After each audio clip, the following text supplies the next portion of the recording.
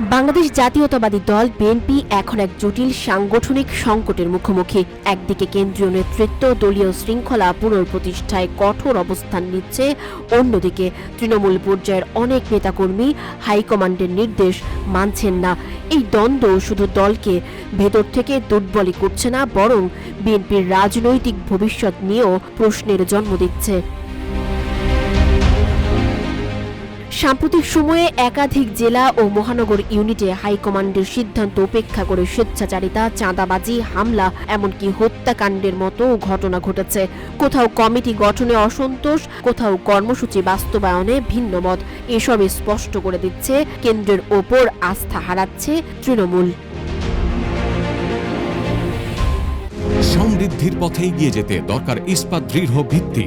তাই স্থাপনার স্থায়িত্ব নিশ্চিত করুন সর্বোচ্চ মানের ZSRM broadband. ZSRM, bond to bond. একাধিক তৃণমূল নেতা ক্ষোভ প্রকাশ করে বলেন, আমরাই মাঠে মার খাই, মামলায় পড়ি, অথচ আমাদের মতামত বা ত্যাগকে গুরুত্ব না দিয়ে ঢাকায় বসেই সিদ্ধান্ত নেওয়া হয়। বাস্তবতা বোঝার চেষ্টাই নেই। এই অভিযোগ থেকে স্পষ্ট কেন্দ্র তৃণমূলের মধ্যে তৈরি হয়েছে এক গভীর বিচ্ছিন্নতা। এদিকে বিএনপির কেন্দ্রীয় নেতৃত্ব বলছে তারা তৃণমূলকে গুরুত্ব দেয়, তবে শৃঙ্খলা না থাকলে দল চলতে পারে না। দলের মহাসচিব মির্জা ফখরুল ইসলাম আলমগীর এক বিবৃতিতে বলেন, দলকে পুনর্গঠনের কাজ শুরু হয়েছে। এখন ব্যক্তি স্বার্থ নয়, দলীয় স্বার্থই সবার আগে দেখতে হবে। তবে প্রশ্ন উঠছে, এই শৃঙ্খলা ফিরিয়ে আনার উদ্যোগ যদি একমুখী সিদ্ধান্ত দিয়ে হয়, তাহলে তা আবারও নতুন করে দূরত্ব তৈরি করবে না তো?